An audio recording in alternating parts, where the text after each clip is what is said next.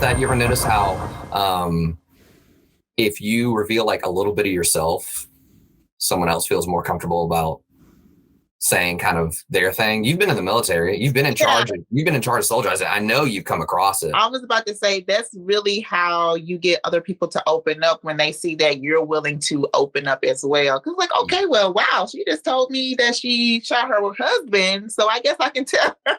Yeah. Yeah. I can tell her. Yeah. Wow, I overslept this morning for PT. No, I'm kidding, but yeah. But that's true though. That's true though. I know you've been in that situation before. I know we've all been in the situation where we overslept, right? Yeah. We're getting to work on time. And you have those people where you can be like, listen, I know I didn't wake up from my alarm. I messed up. There's people you can tell. And then there's there's other people who you got to be like, a velociraptor ate my alarm clock. And my car came alive and drove off without me. So, yeah. It's all about, I think in your position, I think in our position, especially the military,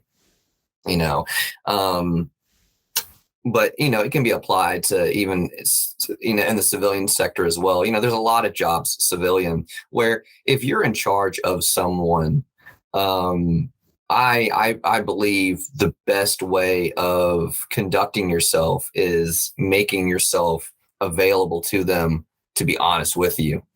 Yeah. And oh man, I love whenever I'm able to cite like regulation or there's someone with a lot of clout, who says the same thing. I'll say that. And I always like bringing up General Colin Powell. He says something along the lines of like, if your soldiers, basically the people that you're in charge of, if they feel like they can't come to you, you're failing. Yeah. Yeah. So, oh my goodness.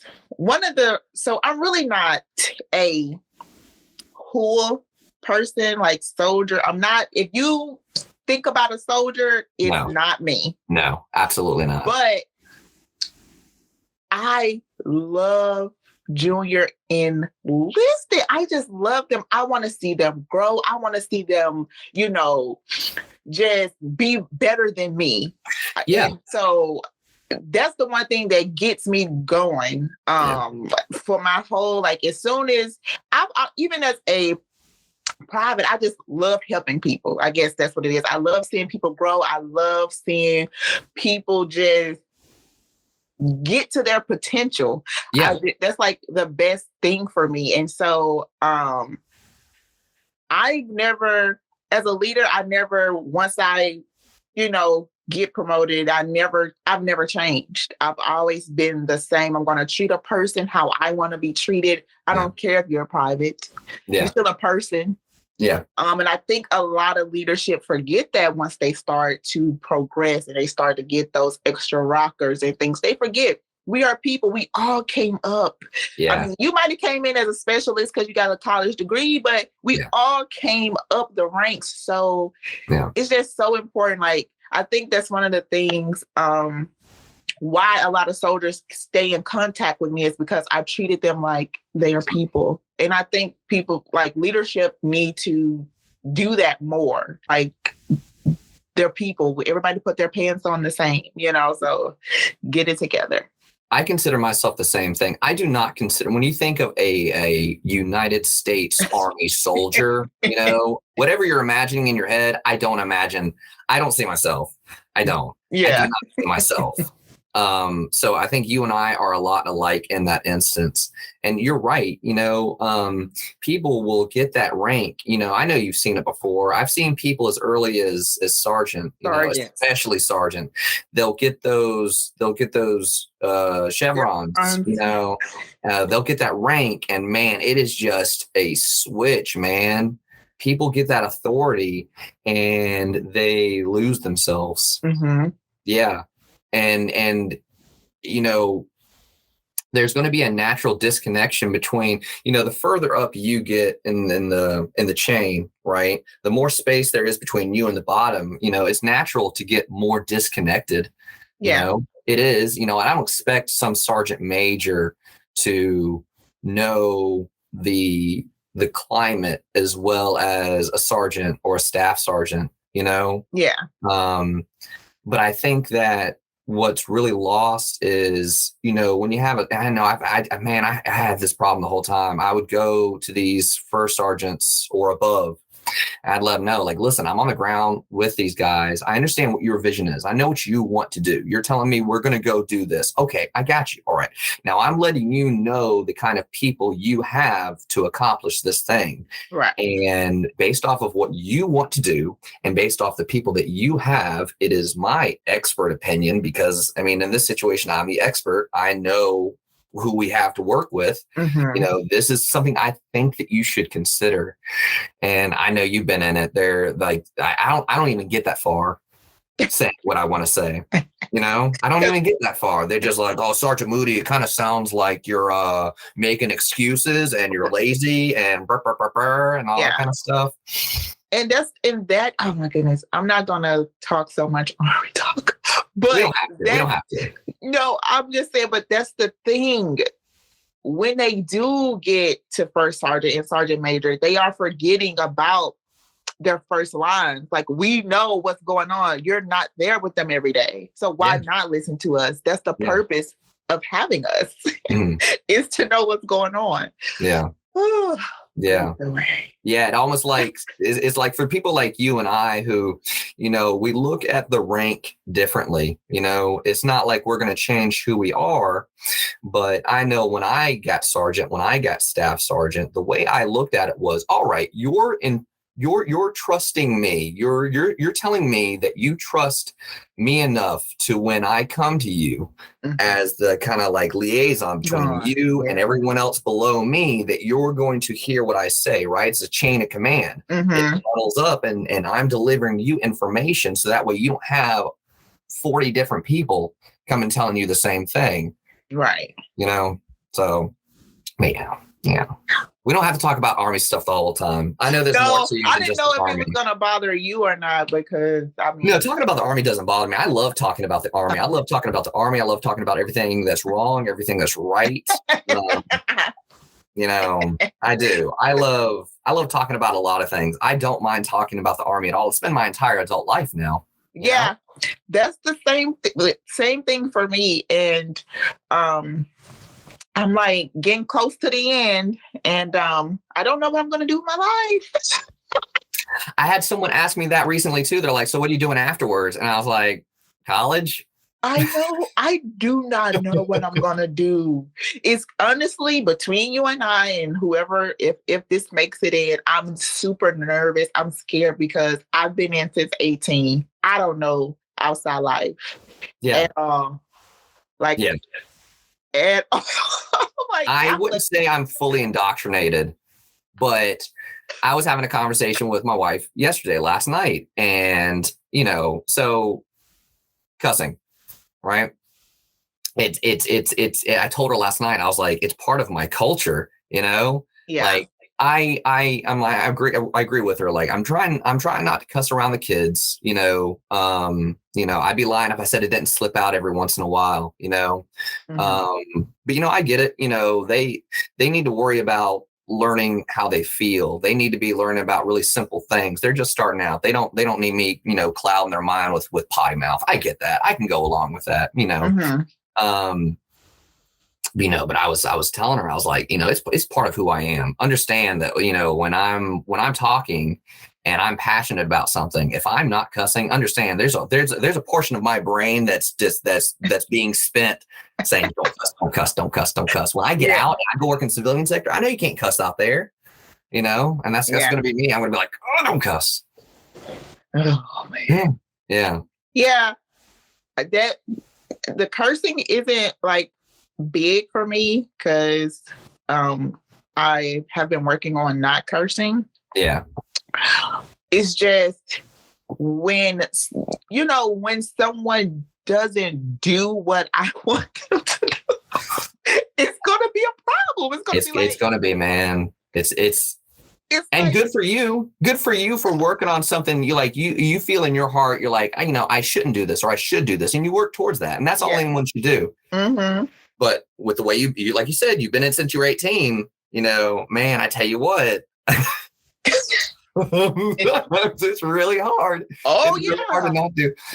Yeah, it has been a process. I mean, I'm not saying I'm perfect now because sometimes it will slip out. But so I got well, you don't know, but if you don't know, I'm a Christian, right? Yeah. So I got saved. I was like 2016.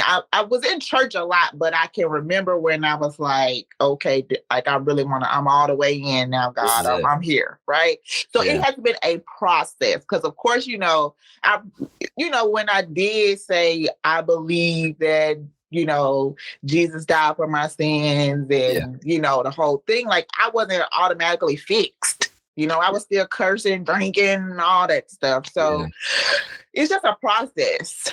So that's why I say like the cursing part isn't bad. Not saying that I still don't like curse every once in a while, but it's not as bad as it was. Yeah. Because I used to have What was your journey towards Christianity? What got you to commit, right? Because I know I was raised Southern Baptist, I mean, your parents can try to, and I don't know if your parents did, but, your parents can try to raise you in a certain way. My parents took me to church every single Sunday. I often went on Wednesdays. I was in the youth group, all that kind of stuff. And I don't believe that anymore. Chrissy was the same way. She had a bit of a falling out, but then she had like a personal experience that brought her back into it, and that's what really has her committed now. Yeah. What was it for you? So I want to say, so I had a situation where I was suicidal. Yeah. But I don't think at that particular moment I went to church and was like, I'm giving myself away. Yeah. I was working at the Pentagon and I was still like potty mouth, crazy roll. Oh yeah. Turned up person. Yeah. And there was a Navy chief and he was like, you're wild. You're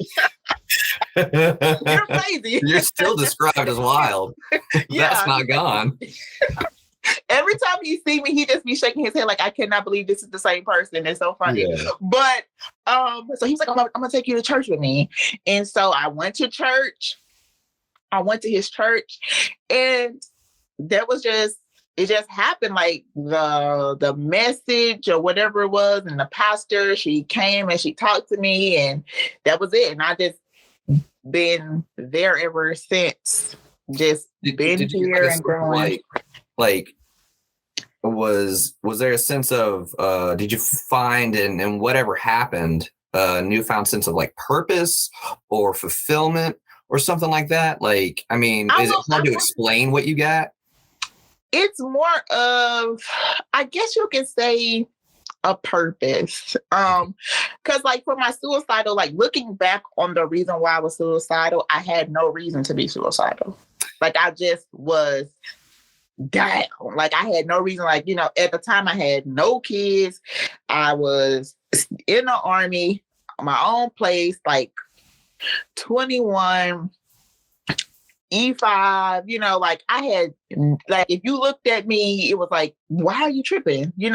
But I was like, I want to die. There can be a lot of things that are unseen, Yeah, but exactly. So that's another reason too. Like I'm always nice to people because you never know what is going on in someone's life. You know what I'm saying?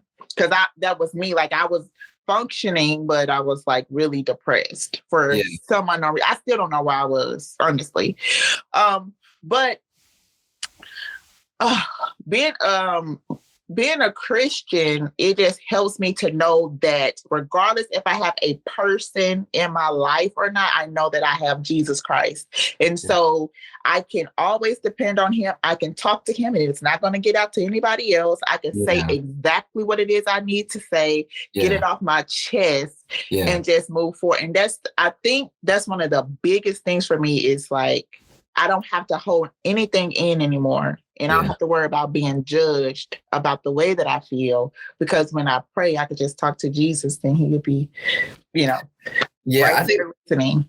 I mean, I wish everyone to be able to experience authenticity. And that's a big theme for the podcast that I want. I want to talk about authenticity. I want people to see what the experience is like for someone who feels like they get to be authentic to who they really, really are, and part of your authentic self is Christianity. And that's one of the things about Chrissy that I love so much. Her at her best is practicing her religion regularly. Yeah. I might not be religious myself, but I understand that reaching your authentic self, being your best self, it's obviously going to be different for everyone. Do you ever are you around anyone? Are you close to anyone where they are not? Do you feel like people represent it bad around you sometimes? Not around me, but in the world. I mean, you see so much mess. Yeah. And it hurts because just like a lot of people, they view Christianity as like a religion. Wow, okay, I understand it. But once you're in it, it's just a relationship between you and God. That's what it is. It's not like I can't even describe what some people probably think it is, but it's a relationship, okay? Yeah. And then you have people that make it so much worse, and they turn people away from Christianity when it's really not, it should not. It's supposed to draw people in, but just like with anything, people mess stuff up. Okay, People are people. Yeah. So you can have a pastor who's taking advantage of their congregation. You can have a so-called prophet who's doing things that can really turn people away. And that's just something that it hurts. I wish that I could just shake everybody and be like, just read the Bible for yourself and, pray for yourself. Like, you don't have to allow the way that they act, even though we are supposed to set the example. We are supposed to be the example for the world so they can see how Jesus Christ loves and how Jesus Christ, is. We're supposed to be that for people here on earth. Mm-hmm. But it doesn't work like that all the time. You're right. I know that's one thing that, I feel like I try to look at it realistically, right? So I feel like the world would be best if certain things were to happen, right? Mm-hmm. Like represent your thing well, right? And if someone doesn't believe in your thing, don't poo-poo on them. Don't poo-poo on them, right? You got to represent yourself well. If you believe something different, you got to be a good ambassador for it. And you're right, man. I feel like one thing that's never going to go away is you're never going to get rid of everyone who represents something in a bad way. Yeah. And people can take anything and mess it up, or make it look bad. Most definitely. And so, I'm just trying to, I'm trying to do that. I'm just trying to, I guess, be a good representative for, humanity. Right. Let me try to show people an example of what you can accomplish when you just care, when you just care about other people. And I think you do a really good job for Christianity. I think you and Chrissy both do a very good job for what y'all believe in too, because y'all both have very similar viewpoints on it. Y'all are both like, listen, I'm very, very passionate about this thing. And you're right. It's like when you say, not so much a relationship or not so much a religion, but a relationship with God. She thinks of it the same way, Yeah.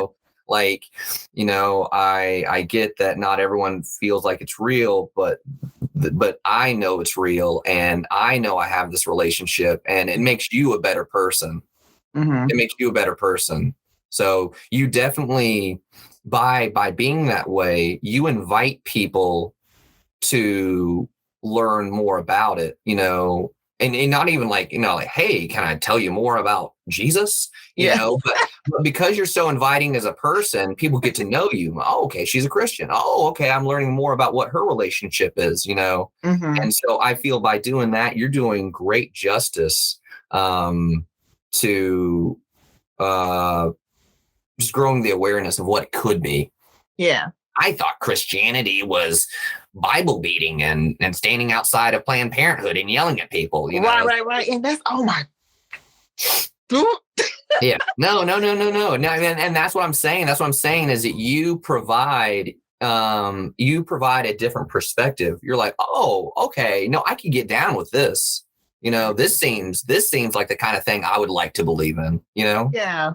Most definitely. And then I like what you said about humanity and just like, okay, accepting people for who they are, love them right where they are. Yeah. Like nobody is on this earth is perfect. But if you just treat everybody like they're human and you love them, man, just imagine if people did that. Yeah. Just that one simple thing, loving each other. Yeah. I'm down in DC one time, and it was sometime last year, and I'm down there and I'm just kind of I'm just trying to find different, you know, photos and videos and stuff like that. I'm just kind of doing a little walkabout, just trying to exercise my creativity. And I go over to the national capitol, the US Capitol building.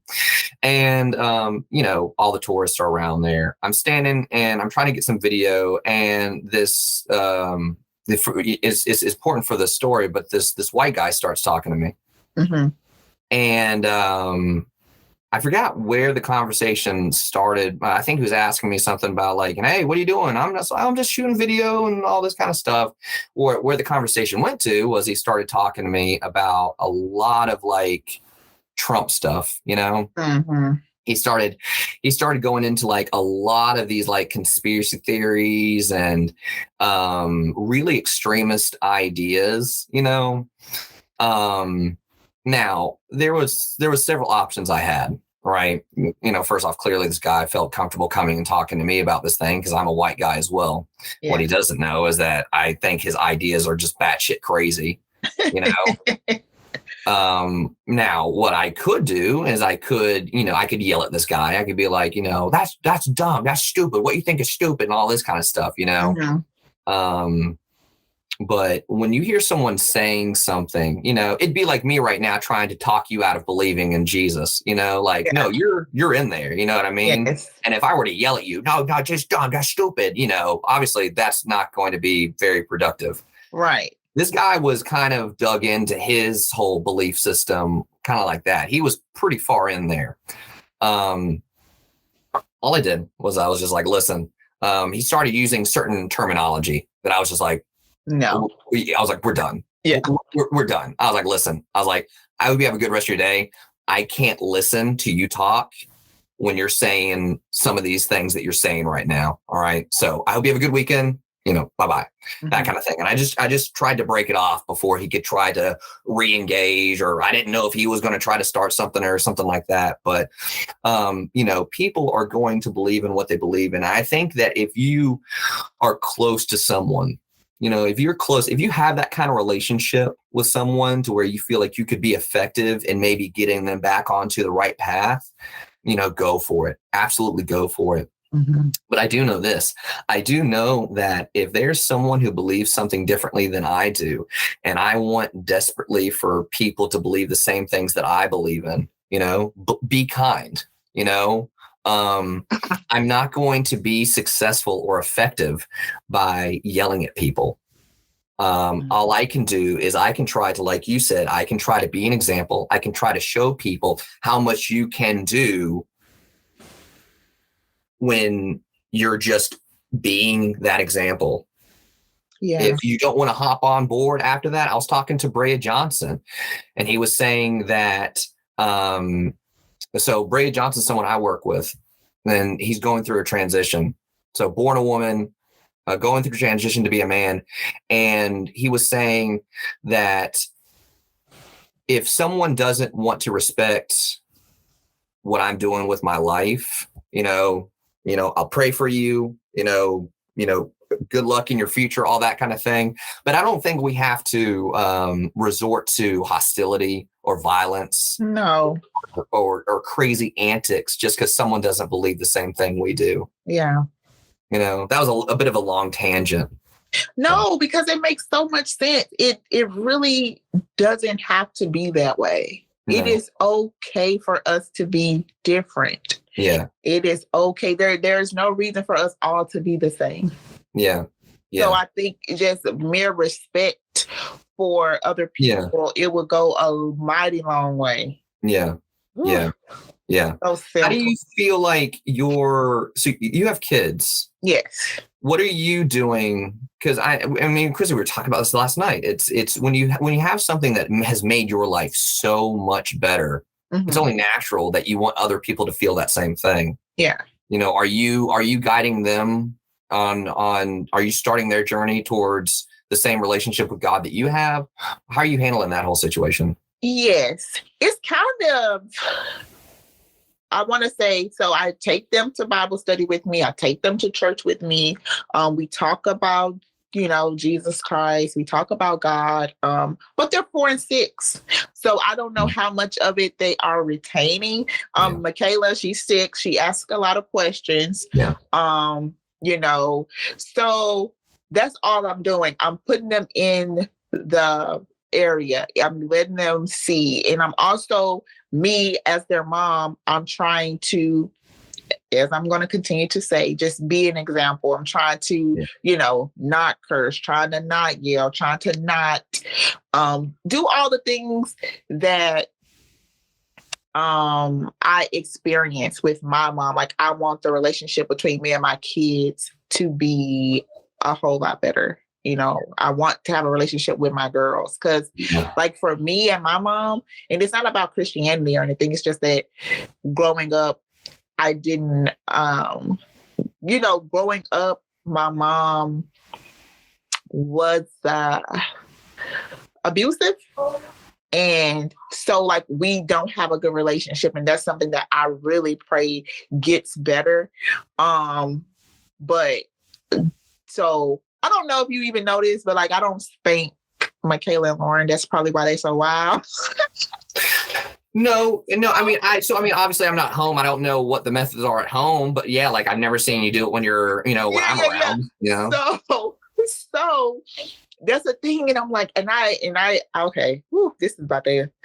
So I cried last Wednesday, right? Because my kids, they don't listen. And I don't know if this is all kids, but I just feel like my children I know that they can behave because my daughter, she behaves well with your wife, right?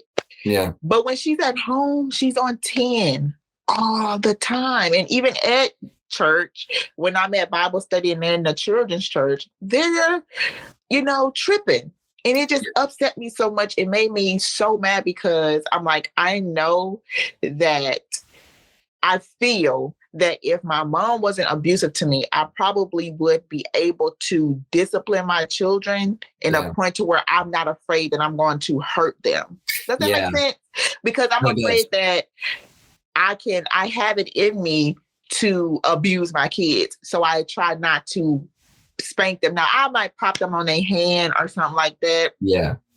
But as far as like trying to like really like get them to, like a discipline, like with a like pop them with a belt or something, like I'm afraid that I might hit them too hard or I might, I just don't want to do it. So I'm like, I was crying and I was like, man, I am just so messed up because I know that my children are like, I know that they crazy, but I cannot get it under control. So that's like one of the things that I got to get now is like, I need to get these kids under control because they're getting older and they ain't not getting any better. Like girls.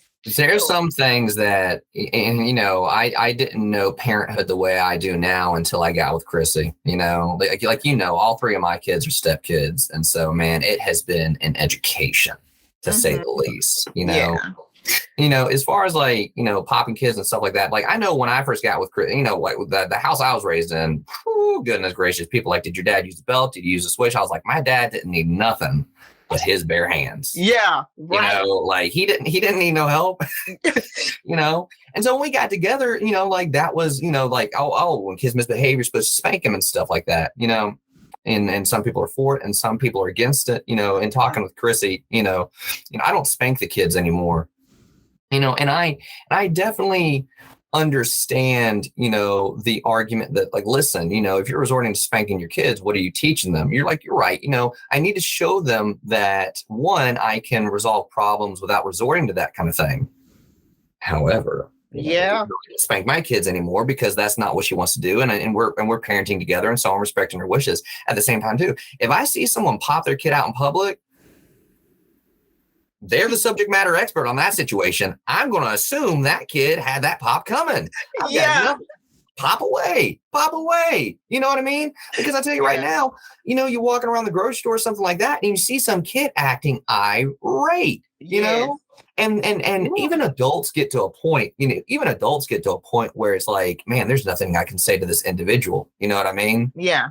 And so, people can disagree with me all they want, but I'm like, listen, I can understand a lot of things, and I can understand a situation and where a kid needs to get popped. Am I saying beat the hell out of them? No, obviously not. I'm not saying take every ounce of strength you have and just give them the hammer of Thor. Of course not.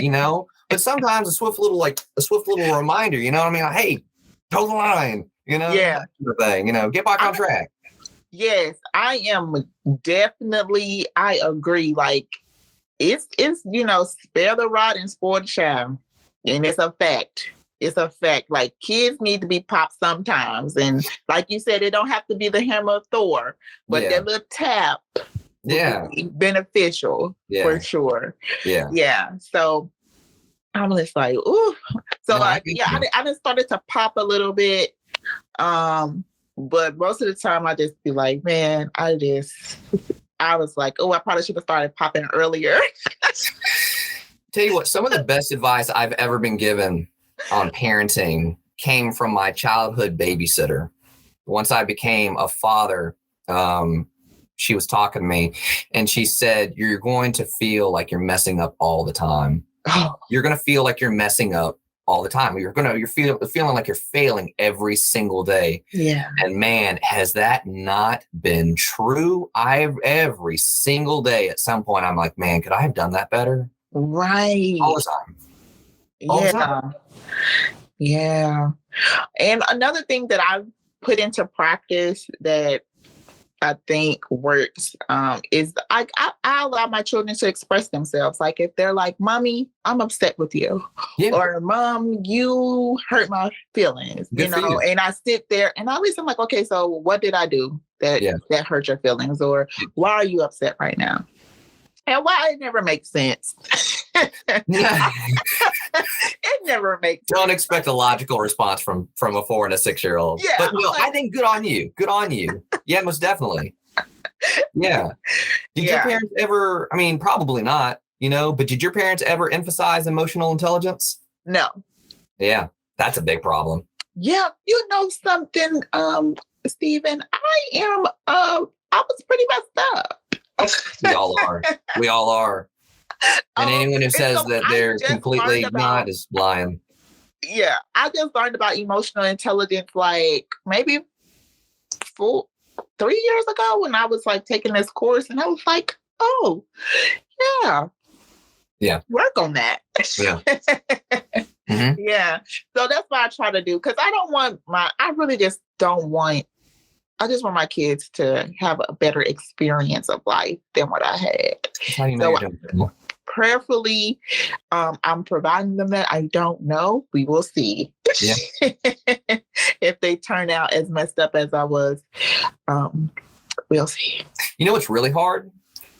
I know one thing I had to learn, and it's been a difficult lesson, is I felt like it is my responsibility to teach these kids everything that they need to know. Like, it is, and if they don't learn it, it's my fault. Is it not? I have tried teaching these kids everything that I know. Mm-hmm. All right. I love them dearly, but they can be hard-headed sometimes. Yeah. They can be real hard-headed sometimes. And if you think about what you've been through, right?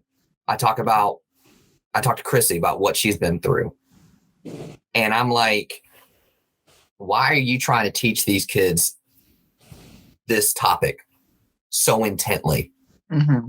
Well, I've been through it. I just don't want them to feel that way. I was like, so you're as knowledgeable on this. So you've learned as much as you have because you went through it. And she's like, yeah, I don't want them to. And I was like, I get it. Okay. Yeah, of course. I want to teach my kids. I want to try to teach my kids responsibility. I want to teach my kids what it's like to be a contributing, cooperative member of society. I want them to care. I want them to learn to take things seriously. You know, my oldest, she just turned 18. She's going to graduate this year. I want her to understand the importance of budgeting your money, making sure that you have, getting all your bills paid and you have some savings for a rainy day, all that kind of stuff, I've been telling her this. I've been telling her my stories for years now. Mm-hmm. She's not saving that money. She's not saving that money. You know what's going to be what it's probably going to take for her to learn is all of a sudden she's in a situation where she can't afford something. Yeah.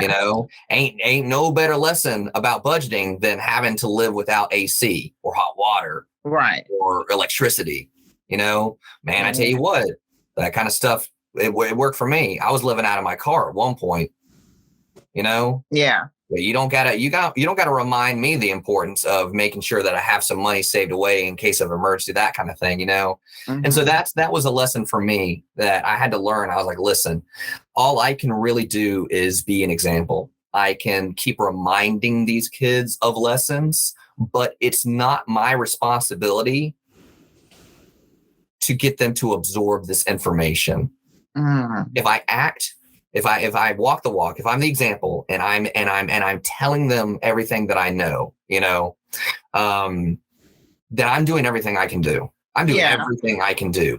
If they are choosing for whatever reason to not heed my words, that's not on me. And I can't feel guilty later on when they go through something that I warned them about. Right. Me and Chrissy, I know you've talked to Chrissy. I know you've talked to me. We've had some bad relationships before. Yeah. And so I tell my kids all the time, I'm like, listen, you got to look out for this. You got to look out for that. The oldest one, she's dated around now, and we try to provide advice. If later on in life she gets herself into a bad relationship, I will do everything I can to support her. I will do everything I can to help guide her into a better direction, but her life and her choices are not my responsibility. Yeah. It's rough, but that's the truth of the matter. Yeah, it is true. Yeah. That's like with anything, though. It's just like, well, it's not like I didn't tell you. Yeah. But with relationships, you're bound to get hurt in something. Most definitely. Because people are faking. People can fake for. Oh, anyway, I'm not gonna go there. But people can fake for a very long time, and then they'll pop up and be somebody else on you. Yeah. So, yeah, most definitely. I've had terrible experiences with people acting one way in the beginning, and then eventually spend so much time around a person that it's kind of like, oh, well, we're really dug into each other, and then all of a sudden they flip the switch. Yeah. Ooh, that's scary. Very scary, because you have put the time that you have invested in that person, and you like, who are you? Because this is not the person that I have been talking to for the past 3 years. Like, what is going on? Mm-hmm. Yeah. Whew. But let me tell you something. I'm glad I'm not dating right now, because the dating scene is not it right now. People are worse than when we was dating, What? I'm just going off of stuff I see online. Yeah, most definitely. I mean, and don't get me wrong, I've seen it too. I just want to hear what your thoughts are on it. No, it's just that, first of all, men are tripping even worse now. Like, it was someone experienced, like, a guy was like constantly in their DMs, like, hey, let me take you out. Let me, like, hey, what's up? And then she finally responds, and he was like, well, when are you going to take me out on a date? I'm like, why are you hounding this lady? And then once she replies, you want her to take you out on a date? Yeah.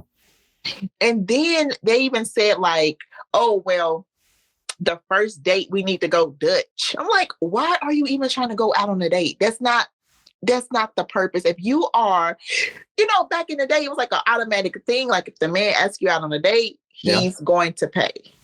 And I'm not against paying now. Yeah. But you're right. If the man, I feel like if the man asks, I'm implying I'm going to pay for it. Right. If you were to ask me, then it's like, you're going to pay for it. Yeah. Like whoever is asking me to pay. Yeah. That's like common sense. Yeah. No, it's insane right now. It's insane the way people interact with each other. And you're right. The dating scene is bizarre right now. I feel like as a whole, and especially just younger generations that didn't have to go out and meet people physically in physical locations. And now it's like the only interaction you get with new people is over the internet. It's while I understand it, I saw some stat recently saying, and maybe it's true, maybe it's not, but they're like, most relationships these days started over some sort of software. That's believable. Yeah, that's believable, absolutely. But for someone to be like, hey, harassing this person, when are you going to take me out on a date? All this kind of like what is making you interact with another human being in this way? Like, what about your behavior do you think is appropriate right now? That's insane. Yeah. I was like, man, and then it's just the way that, because people like share stuff with me all the time, as far as like sharing like videos and stuff of people experiencing these dates, like people saying, hey, okay, we're gonna meet here, and they don't be there, or they stand them up, or they be like, hey, let's go here. The guy show up, doesn't have any money. Then he like, oh, well, can I stay the night? Because my car is this. It's just like so much. It's like a lot of weird stuff. Yeah. I would not want to date right now. I would just be single. Yeah, most definitely. I think, and they lie a lot too, like extra lies, not like the normal lies. Yeah. Yeah. I mean, red flags immediately. Like what? I think me and Chrissy found a lot of success when we were, before we got together, we were like, we're not dating anymore. I know I said that. I was like, I'm single. I'm not doing this anymore. She was the same way. She's like, I'm not dating one anymore. And when we first started talking, it was just because we'd known each other back in the day. We weren't like, intending on anything happening or anything like that. But we just were talking, and, through those natural interactions, we found more and more compatibility. We were not looking to we were not looking to date anyone. It grew organically. It wasn't forced. It wasn't like I was looking and she was looking. No, if anything, we were like, where's that red flag? Where's that red flag? Right. Where's it popping up? Because we're not about to get involved in something that's going to waste our time anymore. And it came from that. And I think that loneliness is a real thing. Loneliness is a real thing. I have friends who have admitted to me, they're like, because I know they're in the wrong kind of relationship, and they'll admit to me, they'll say, I would rather be in this relationship than be alone. Oh, that's terrible though. It is, but it's everywhere right now. Everywhere right now. There are huge, there's a lot of people reporting loneliness. There's these different studies and like, oh, this percentage of people are lonely and that kind of thing. And loneliness will make you do some really dumb things. Let me say this. I just have to say this because I hope you don't think I'm weird, but like, I think you're weird in the best way possible. You're the best kind of weird there is. I love your kind of weird. Because listen, there is no possible way that being lonely is worse than being with somebody who you are not compatible with. Mm-hmm. That y'all not clicking, you're miserable. Like being in a space with a person that I am not compatible with and I'm miserable and I don't love, that's way worse than being lonely.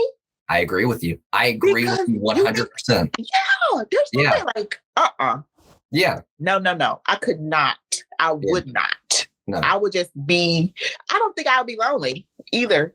I guess in my mind, my friends tell me that I live in fanciful land all the time because I'm like, girl, I would be fine by myself. Yeah. And I told her, I say this all the time. Like if I was to get a divorce, I would not even try to date and I would not try to remarry because I don't even want to get out there. I don't want to relearn nobody. No. I'm sticking with the crazy that I know. Yeah.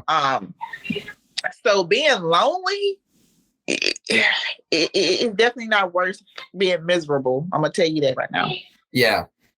I think there's a lot in there, right? First off, I would happily pay the price of being lonely for not being in a bad relationship, most definitely. But I also think it doesn't have to be loneliness. You know, I think as human beings, we naturally seek out companionship. We seek friends. You know, we have for many years now relied on each other for success. Yeah. You know, as far back as humans have been on this earth, we've had to rely on each other for success. So it's just ingrained in who we are to be around and thrive among groups of us, you know. But loneliness, while it can be unfortunate too, I feel like a lot of the time is, you know, people, it's hard to look into yourself. Right. Yeah. I think finding solace, finding fulfillment in doing things on your own. Work on that. Yeah. You know, work on that. I would take myself on dates every Friday night. That's what I did. Every That's why Friday I night. don't think I was weird. I would go to the movies by myself. I would go out to eat by myself. When I was single, I was living life. Like I would go out to a restaurant and sit at the bar. I mean, of course, it's people going to be around. Of course, I look good. So the people was talking off. So it was like, I don't care. It's okay. And that's the thing too. If you are miserable in your relationship, get out of it, people, and love on yourself. Okay. Yeah, for real. Learn you. For real. Yeah. And once you learn you, the next relationship you get in, you know what you're not going to stand for, what you want. Yeah. Plus, when you get yourself together, right? When you become the kind of person that you find attractive. Come on, Steve. You are going to attract attractive people. Yes. You are. You're going to attract the kind of people that flock to the kind of person that knows themselves, who is healthy, who is doing things that are just, they're not lost, right. you know, and it's okay to not have all the answers, but when you get yourself together, you attract those kind of people. Yeah, most definitely. Yeah, most definitely. But it's scary though. It is scary. It's scary. It's not easy, you know? And I think you and I can say it the way we do because we've been there. Yeah. We've had to come face to face with the ugly Roe, with the ugly Steven, and we got to be like, damn, I got to fix this. You know? Yeah, definitely. Been there. And sometimes I still have to, I'm always doing a self-evaluation. Be like, okay, girl, now get it together. You got to. It's a mistake to think that, I'm happy with myself. I have no more work to do. False. Yeah. It is every single day. You've got to be practicing the kind of person you want to be because it's real easy to fall out of it. Oh, yeah. It is. Yep. Yeah, man. I just always think back. I'm like,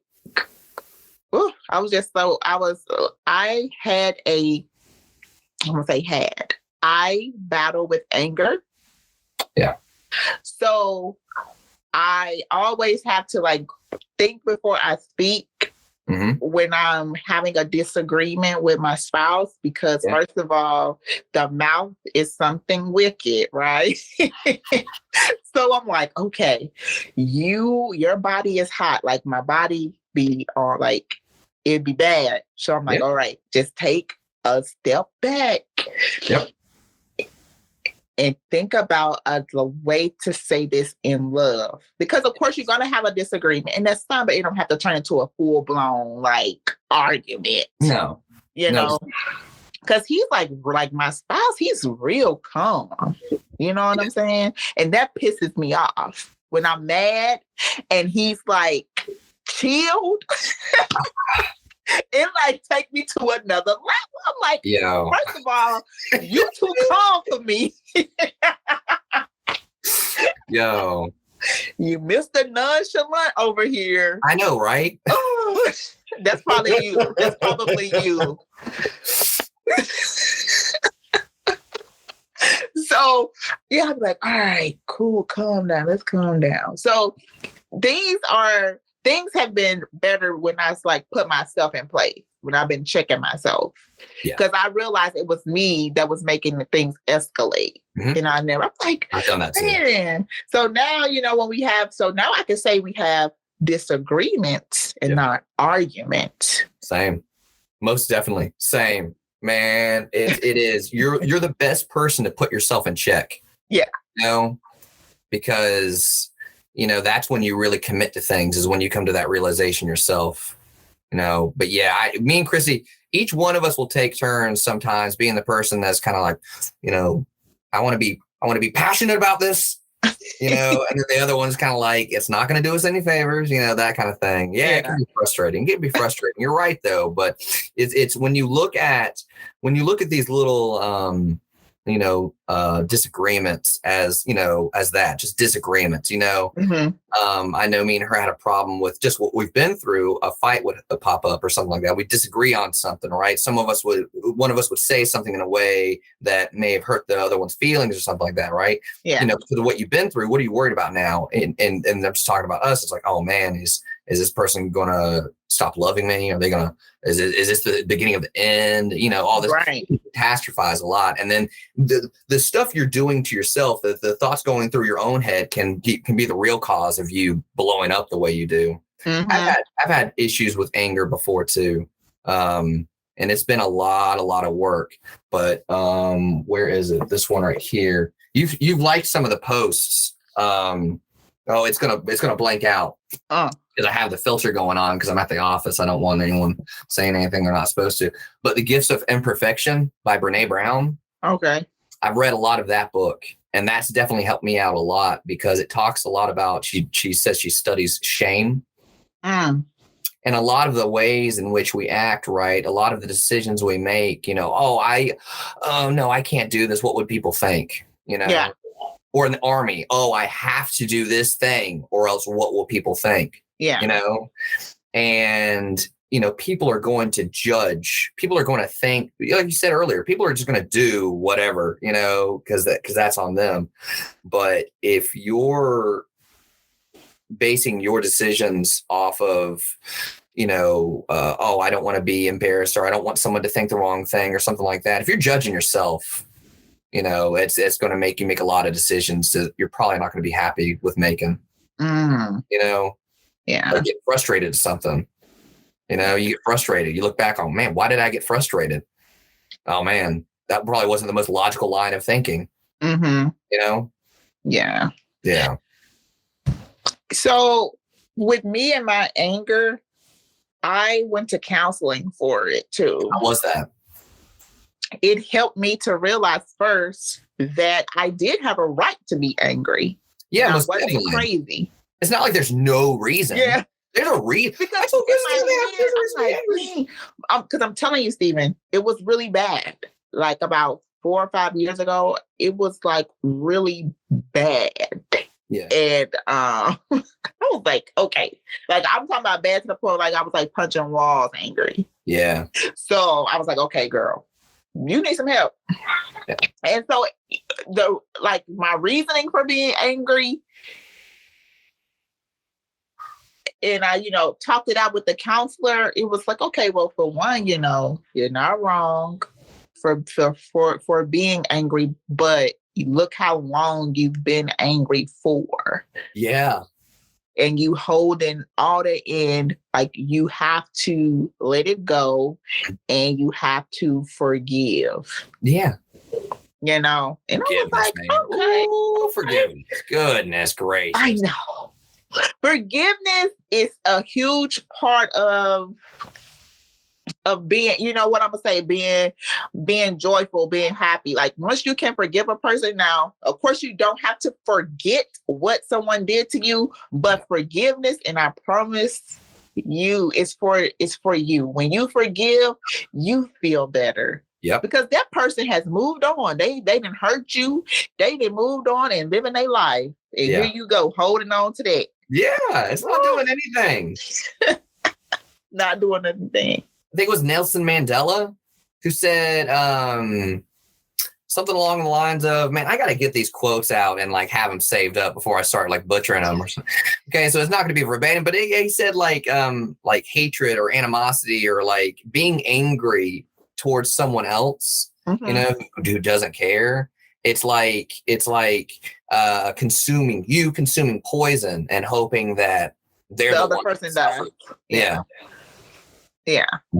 That makes so much sense. It's for you. It's for us. So I was like, so that's how the counseling helped me. And then it like helped me realize like, dang, I've been angry, like mad at something that he did for this long. So now it's like boiling over in every area.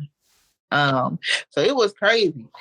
But now I just, you know, and I'm all for counseling if you're against it, people. And yes, I'm a Christian and I believe in therapy. Do you run into Christians that have a problem with therapy? I know there's some religions that have a problem with therapy. I think that I have never ran into a Christian that has a problem. I just made that statement because, of course, you see a lot of stuff on social media and it's like, listen, if you believe in God and you believe that he created this world, then why do we have therapists? Like, gotcha. That's like my mentality because like that's what I believe. So I'm like, he put things on this earth for us to use. Yeah. So use your therapy. Like there's nothing wrong with praying and then going to therapy. Yeah. There's nothing wrong with that. So no, I don't think so. I use them. I use it. Most definitely. Did you get like good like one-on-one in-person therapy, or did you have there's like a lot of like websites and stuff like that where you can I did mine over the phone and I did one and then like on the laptop. Gotcha. Like video chats and stuff. Gotcha. Because it was like during COVID time. Oh, wow. Okay, man. Getting a therapist, even today is hard, but like there was a boom during COVID. Yeah. You couldn't get a therapist. So I'm really impressed. I'm surprised you were able to get one because I tried getting one during that time too. Booked up. Oh, yeah. But you know what I did, those? What?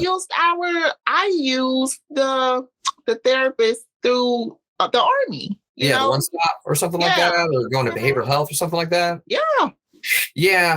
I talked about that in the episode with Ramon Green. I won't regale the story on this one because I already told it on that one. But yeah, they're like they didn't. They're like no, just straight up no. What? Yeah, go back and listen to that one. You know, because I don't want to take up time telling that story again. Okay. Go listen to that one. I will. Yeah, but you know, and it's not like, you know, I'm just assuming that it's just because of there's just not enough people to do everything that's needed. You know, because of COVID. You know, they called it the Great Resignation. COVID came along, everyone was able to work from home.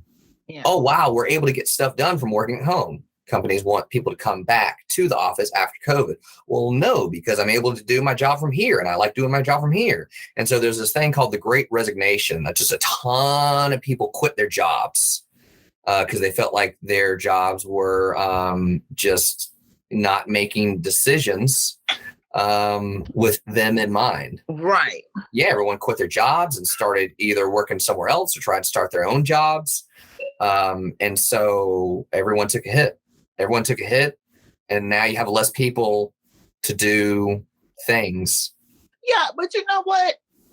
with that with that whole situation of people quitting, it's like then you hear people and they're saying like they can't find work, and then they have people that are mad that we have all these self checkouts now. I'm like, you guys quit. Yeah. Like, what did you want the companies to do? Fall? They're going to make it work without you. Yeah, most definitely. Most definitely. I think it's a complex issue. I think that, these big businesses, the ones that can afford self-checkouts and stuff like that, you're right. They're going to find a way. They're going to find a way. You quit, they're going to find a way to get things done, know? So, I guess you can't really be, angry at them for being good at what they do. I think that, as understandable as it is for someone to have quit during that time, because you want to be appreciated, right? Yeah. At the same time, too, you got to see the world for what it is, and if you're about to quit your job, I really hope that you have something on standby. I really hope that you have a plan. I really hope you don't have people relying on you for that money that you're making at the job that you don't like right now, because, nothing's guaranteed. Yeah, but then another thing too, I always look at stuff and I'm like, if your business was doing okay, if your business was still up and running during COVID and you had your employees at home, why would you force them to come back? You can it should be, I guess I'm always thinking from my perspective, a compromise. Like, okay, Monday, Wednesday, Friday, you work from home. Tuesday and Thursdays come in the building. Yeah. If it's like that type of work schedule, like if you want them in the building some days, okay, cool. Or however, but if your business was still making money during COVID and your people were at home, come on, dude. That should save you money with the overhead. Like, you don't even need a building. And that's what a lot of people have said. They're like, now you don't need to pay the rent on these buildings, you don't have to pay the money for these buildings, the electricity, all that kind of stuff, Get them some more money at home. Man, being in the military, I know you've come up with your own theories. I ask the same thing. Why are you making people come back in? There's some people that have no logical reason for the decisions that they make. No. They just make those decisions. Yeah. Yeah,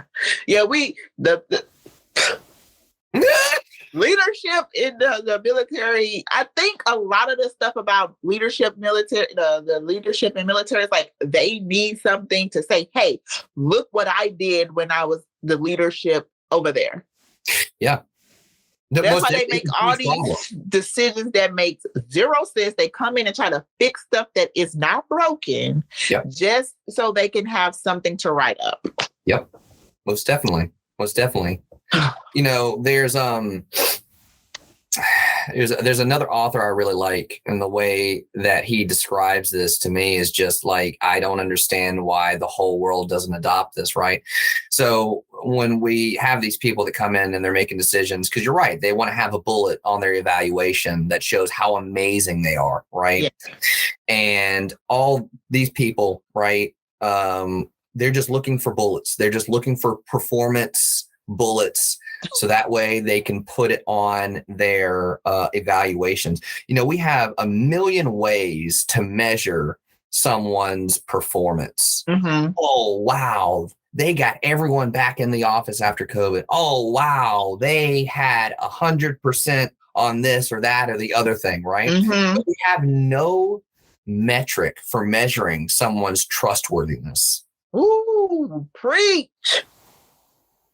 The Navy SEALs, right? So the Navy SEALs, when Simon Sinek was talking to him, and he asked him, how do you pick the people that get onto these SEAL teams? They drew him this little chart. On one axis was their performance, and on the other axis was their trustworthiness. And they said, for performance, this is how they perform on the battlefield. Mm-hmm. For trustworthiness, you could compare it to how they perform off the battlefield. Would you trust them with your money? Would you trust them with your spouse? That kind of thing. Right? Yeah. Everyone wants the person of high performance and high trust, right? They're your unicorns. No one wants the low performer of low trust. Mm-mm. The high performer of low trust, they described as a toxic leader or a toxic team member. Yeah. They said that they would rather go with someone of medium performance, high trust, or sometimes even low performance of high trust over a high performer of low trust, because that would degrade the team. Yeah. And I feel like that's where a lot of not just the military, society is. When you look at the professional world, we all look at, oh my God, look at all these things you did, but we're not looking at the effects that it has on the people that are getting these things done. Right. Yeah. Craziness. It's crazy. Yeah. Yeah, it's nuts. And that's why I appreciate people like you. And that's why a lot of people appreciate the kind of person that you are. And that's why when you were coming over, and I remember like, yeah, I'm sponsoring Roszario Foster. And they're like, Sergeant Foster, oh yeah. Like everyone loved you. Because like you said, you treat people like people. Yeah. You know, people always focus on accomplishing the mission. And then the welfare soldiers. Then the welfare soldiers. You know, it's like we forget about that, but you don't.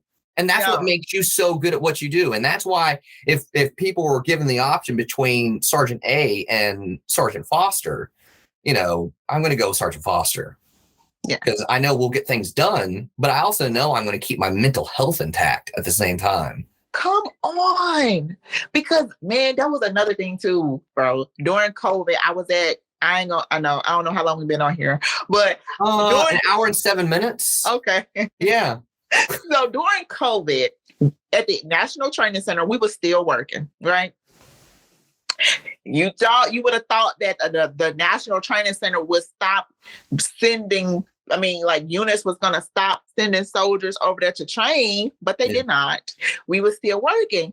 But they was like, okay, y'all don't go into the office, but you still need to train and you still need to do this or whatever like that. But it's just like, okay, we're still going to train, but we're going to do it in a safe way. I'm going to make it, we don't have to be doing all this crazy type of things. And so, when they was like, okay, well, what did because, at the time, I think it's like, what's your squad do? I'm like, I'm letting them do professional development. Do your corresponding courses. Do your college. They're still training. We're not about to be out here rolling around when we have this virus. We don't even know what's going on right now. Because, that was before the shot came out and all that. I'm like, they're doing professional development. That's what my squad is doing. Yeah. We got people that's in college right now still, and their college is still letting them do stuff online. Let's get these corresponding courses maxed out. So when things go back, there's one thing less that you have to worry about. Yeah. And so I think a lot of people is just like, you have to put your soldiers first because they are the asset. They are the ones who's getting the job done. If you treat them like crap, they're not going to do anything for you. No matter how much you counsel them, no matter how much you yell at them. And I've seen it. I have seen it with my own eyes that soldiers will literally not work. They do not care if you mistreat them. Oh, most definitely. Most definitely. Yeah. I mean, you're right. There are people that forget that we're soldiers first. No, we're humans first. Yeah. Yeah. You can say it all day long, but we're humans first. Then we're soldiers, and then we're MOS. I can subscribe to that line of thinking. Yeah. You're right. But when people, who are in charge treat the people below them like absolute crap, you can yell all day long. You can. You're just going to become less and less effective. Yes, indeed. It's just super weird, but I don't take any credit. I just treat people how I want them to be treated. I remember being a private and being treated like dirt. Yeah. Just because I had mosquito wings on. So I'm like, I don't want to be like that. I think the reason for a lot of your success is because of your experiences, though.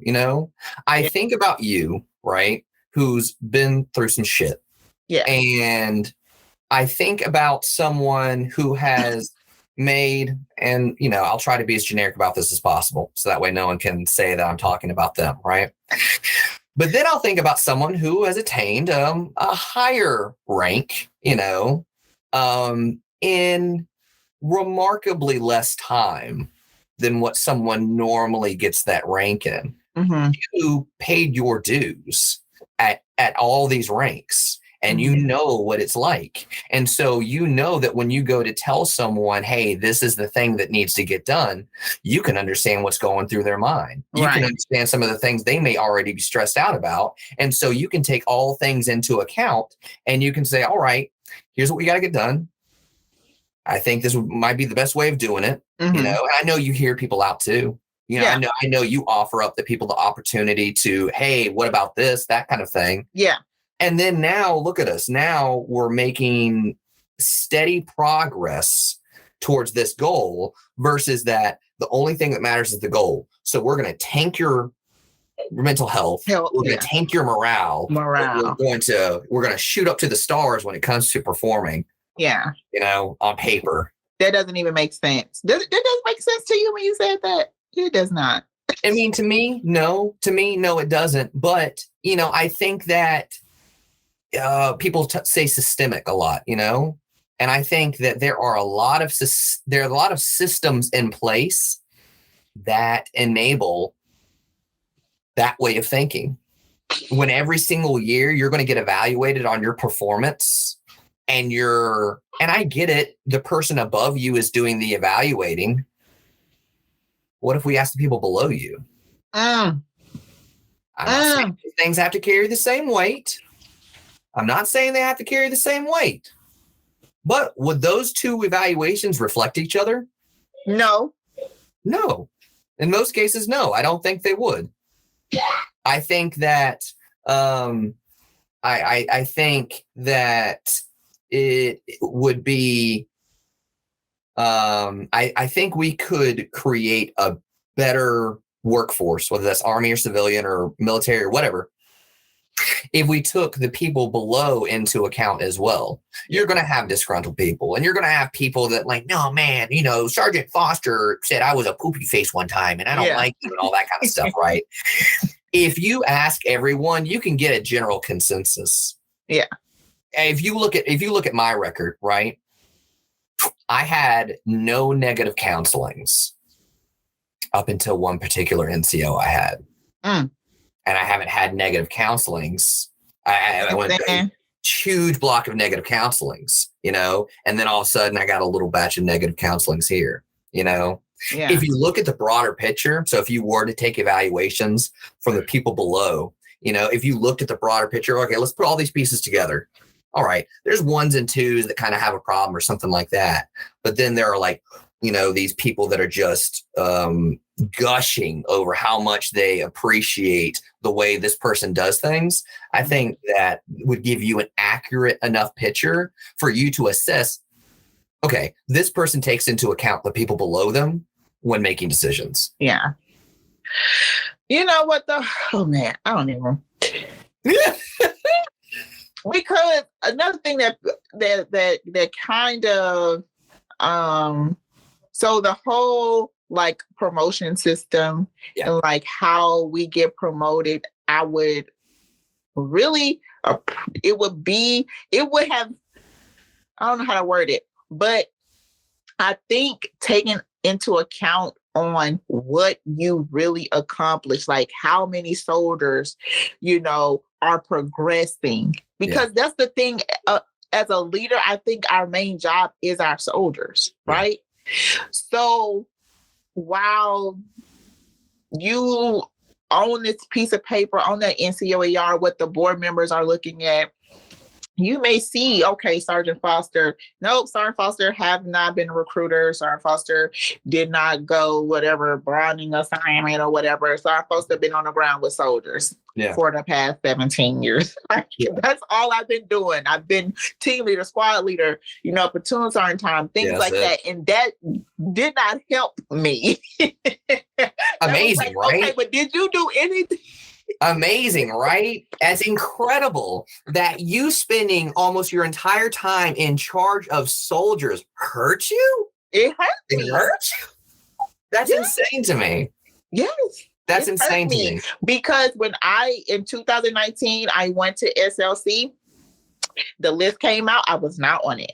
So I was like, wow. Like I was, when I tell you crushed, I was like, bro, I've been killing it. You know what I'm saying? Like I got, so many, soldiers and got promoted. Soldiers is moving on, doing bigger and better things than me. Yeah. Like people under me got promoted before I did. Yeah.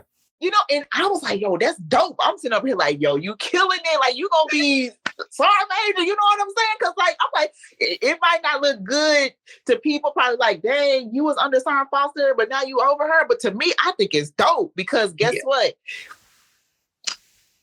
I laid that foundation. Yeah. I told them what to do. I didn't try to keep nothing back. I was a mentor to that person. I wasn't trying to hide nothing. I wasn't trying to make my NCOER look good. I wasn't trying to do nothing. It was all about them. Now, while I probably should have been trying to worry about myself a little bit, I just never have been that way. I'm just like, I just want y'all to go up. You feel me? Yeah. Like that was the thing. So then in 2019, I'm like, okay, cool. It's my time now. It was not my time. And then in 2020, that was like, okay, we're not promoting anybody. Yeah. Then 2021, I'm like, bro, got to get picked up. And I did not. And so then I finally did this year. And I was like, dang, I've been like, man, I've been there for 17 years. Yeah. I'm like, and, I barely got it. Yeah. And I'm just like, this is nuts. I'm like, I'm glad that I made it, but it's just like, God, please. Like, I'm about to get out now. And I'm like, I'm just now hitting that rank. But I'm just like, I constantly was asking, like, why am I getting passed over if I feel like our mission is soldiers? And I've been with soldiers. I am developing soldiers. Like, how is that looked at as because I don't have a broadening assignment? Like, what? You know what made me lose my, when at some point you join the military and you learn what the different ranks are. And at some point you saw Sergeant First Class and you're like, wow, that's cool. You know what made me lose that? Wow, that's cool. What? Is when I would see people. I've known some Sergeant First Classes, right? Mm-hmm. All they do is put in schools packets. For themselves? For themselves. Yeah. For themselves. All they will do is they will put in schools packets. So they'll dump a whole bunch of school packets. They'll do schools all year. All right. They'll go to a new unit, go straight to S3. Hey, let me put in some schools packets. What school's going to go to? Right. Yeah. And then they get promoted. Right. Right. But then what's up with the lower enlisted though? They're absolute shit as leaders. Yeah. But then there's people like you who everyone agrees what kind of person you are. Person, not just leader, but person. Yeah. And you're the person not getting promoted. There's an obvious flaw. There's an obvious flaw screaming at the Army. Mm-hmm. And the fact that that it is this difficult to fix the situation. Yeah. What do I know, right? What do I know, right? Right. That's what I be saying too. I'm like, you know what? Like I had literally just was like, okay, I'm going to retire at E6. That's like, that was my mentality. Cause I was like, you know what? I know, like I always say, I'm not perfect, but I know that I am doing what I am supposed to do and just a little bit more. And I truly care about the progression of a soldier. Yeah. And their development. Mm-hmm. I really care about that. And not just about their development in the Army, but also think about that. You're going to get out eventually, people. So what are you going to do when you get out? Yeah. All the stuff that I'm still not doing for myself, I do it for other people. Do you think your kind of personality, the way that you see things, do you think that's something that you can teach another human being? Do you think you can teach someone that? I don't know. I don't think you can. I don't know. I don't even know. I just always been like this. I just want people to see themselves how I see them. I just think people are just you have so much potential and you can do anything you want to do. Yeah. And all that's all I want to do. I love to see people just grow and be wonderful. I love it. Yeah. I really do. I think you're a rare one, Roszario Foster. You are a rare one. I don't think that you can teach people in a class or on a PowerPoint or in a few lessons how to be that way. I think that it's something in your bones, and I don't know how you became that person, but I think that it says a lot about you. I really, really do. The way that you are. You definitely have my vote on whatever it is that there is to vote on, for real. I'm telling you, everyone loves you. Everyone loves you. Oh. Everyone I talk to that knows Roszario Foster says they love Roszario Foster. And I promise you, I don't think it's anything special. I just respect everybody. Yeah. Because I respect everybody. And when I say I love people, like I really love them. Like I don't like people, like the things that people do irk me and irritate me. But at the same point in time, I will still help anybody. Yeah. Because I love people. I really do. And I just want people to be great. And I just respect people. That's all it is. I just respect and love everybody. Are you still doing your business? Oh, Steven. So you got the hustle in us. I have not been doing it this year. I'm still paying the money for the website. I'm still got my Instagram and everything like that. But I kind of got discouraged because it wasn't doing what I thought it was going to do. Okay. And so now I'm sitting, I should say I'm constantly, it's still on my mind. So I know I'm supposed to be doing it because it's still like every day I'd be like, oh man, I probably should promote something. I probably should, do this and do that. So probably at the beginning of the year, I'm going to do it. And then I'm going to also do a podcast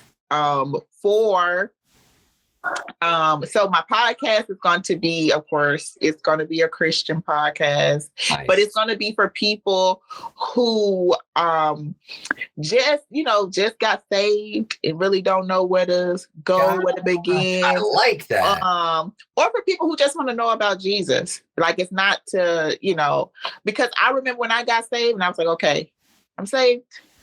And now what? Yeah, right. So like the journey just began, people. So that's what I'm going to do for my podcast. I have a podcast with my friend right now.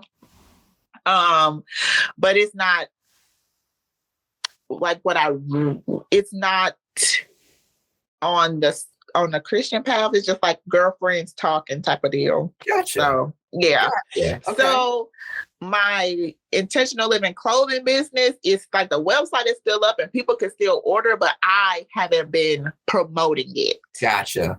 Yeah. Gotcha. I think the podcast idea sounds so you. Yeah. It is so you, man, because you have energy, and when you direct that energy towards something you're passionate about, oh man, and just your personality, you're going to be so perfect. You're going to be so hopefully good. So that has been on my mind heavily. So I'm like, okay, I'm going to do it. I'm going to start it up. So we'll see how it turns out. Whenever you get started, will you come back and talk to me again? Oh yeah, I will. Yeah. Maybe if you get a few episodes in or something like that, we could talk about some of the conversations you've had. Yeah. Nice. Is there anything that you want people to like, your website? Is there anything you want people to visit? Do you have an Instagram or anything like that you want to put out? Anything? I mean, if you are into faith-based clothing, it is intentionallivingclothing.com for the website. And my Instagram, so I've changed. So I have an Intentional Living Clothing Instagram, but it's nothing on there. Gotcha. But I do have another one called Life Applications, which is where I just talk about, I do like videos and stuff about Jesus Christ. I'm just talking about like prayer or, motivating, just giving people inspiration every day. and that's called Life Application. It's a certain way. So I'm going to tell Chrissy about that, because I'm telling you, you have a demographic out there. You have a group of people out there who need that kind of thing. Yeah. She needs that kind of thing sometimes. She needs to get, motivated and all that kind of stuff. She would love something like that. What's it called again? It's Life Application, but I'm trying to see. I think I got an underscore somewhere in there. But yeah, if you send it to me after this, in the descriptions for this on YouTube, on Spotify, and all that kind of stuff like that, I'll put that in there. Okay. Yeah. Yeah. Let me know what it is. Mm-hmm. Hell yeah. Nice. Well, thank you so much. This was fun. Yeah, no, I knew it was going to be a good time because you're a fun person. So no, thank you so much for agreeing to, and you jumped on it right away. I was so stoked. I was like, man, that's so Roszario Foster. She was like, yeah, I'll do it. I was like, yeah. Nice. Awesome. Thank you for talking to me today. Thank you. You have a good rest of your weekend. Tell your girls that me and Miss Chrissy said hey. We can't wait to see them next week. Yeah. And everyone, Roszario Foster, U.S. soldier, entrepreneur, world changer. Aw. All right, everyone. Thank y'all for listening. All right.